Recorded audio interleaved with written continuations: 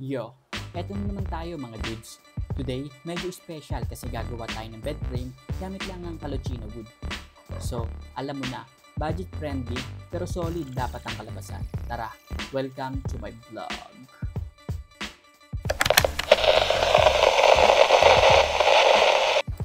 Ayan, kung mapansin nyo, gumamit tayo ng Calocina at wood lumber na materyales.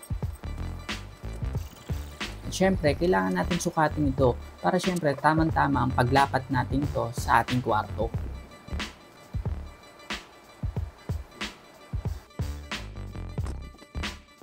At ayan, gagamit tayo ng jigsaw para putulin ng wood lumber.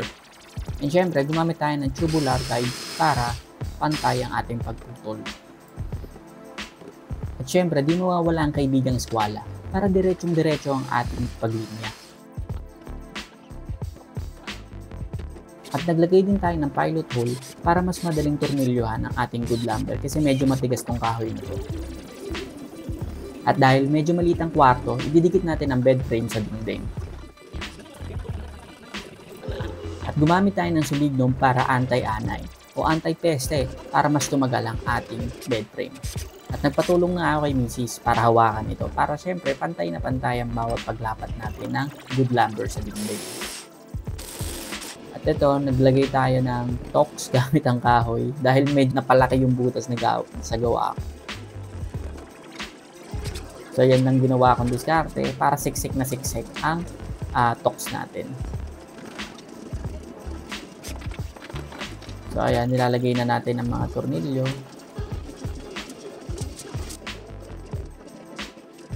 So dito na tayo nagputol kasi kung sa taas ko pa siya gagawin, medyo hassle kung susukat tas aakyat na naman para lang doon putulin. So nag-decide ako na dito na lang putulin and mamaya na lang dito. Ayan yung diskarte natin sa wood lumber, pinaka frame nya.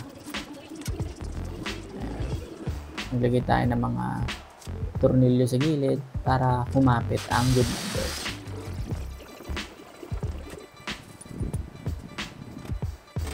At yung iba, pinukpo ko na lang kasi medyo matigas siya tornilyohin. So mas advisable para sa akin gumamit na lang ng pako.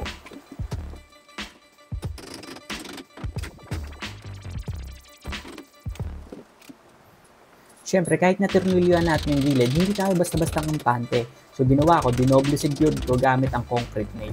Nilagyan ko pa ng concrete nail ang bawat gilid para sa mas matibay nito. Dahil ito ang pinaka-frame ng ating bed frame.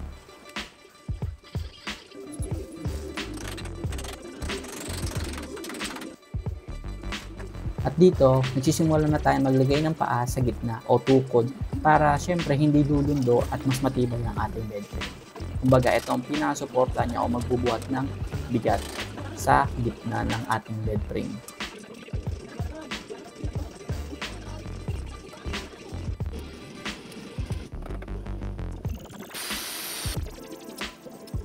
Ginamitan ko nga ito ng triangle para mas sure ako na pantay o diretsyon-diretso ang ating tukod. So, ito na ang ating bida na Calocina ay nire-ready ko na. So, sa ngayon, kailangan muna nating lihain ito para mawala yung medyo matatalas na kahoy na pwedeng makasugat o makasira ng ating foam. So, ayan, gumamit ako dito ng 80 grit na liha para masigurado ko na napudpud talaga yung mga matutulis na kahoy. Siyempre, bago natin ikabit o maglagay tayo ng Calocina sa gitna, mahirapan na tayo magwalis. So, sinimulan ko na maglinis kahit kaunti para mamaya, onting linis na lang. So, ayan na yung mga Calocina natin. Nalimutan ko pala lagyan ng sulignum yung mga tukod. So, nalagyan ko yung isa dun na nalimutan ko. Ayan. So, sinusukat ko na yung Calocina para tamang-tama yung ating paglapat.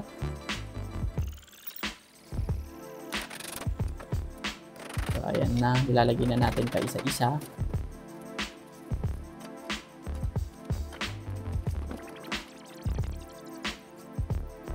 Siyempre minsan hindi ko napapakita pero bawat kahoy na ginamit ko dito ay nilagyan ko ng sulignum.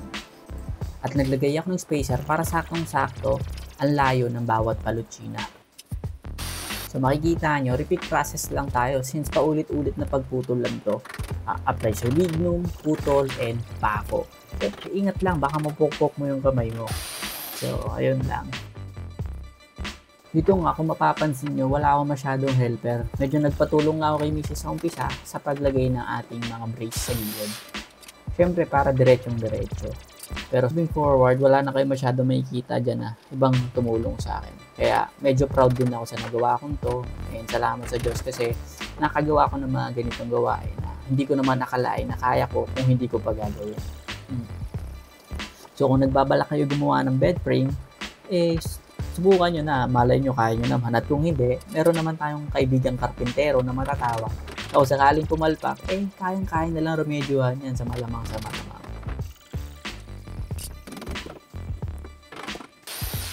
O diba? Kahit simpleng palutsina, basta gawa mo, ibang saya talaga. DIY lang mga dudes, enjoy the process.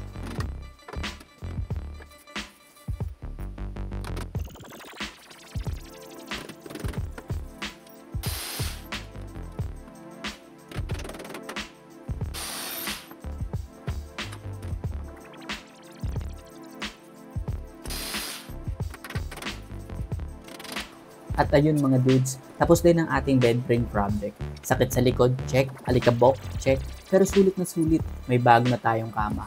Kung trip nyo ang ganitong project, don't forget to like, comment, and subscribe para tuloy-tuloy pa ang ating mga DIY adventures. Kita-kits sa next vlog. Peace out!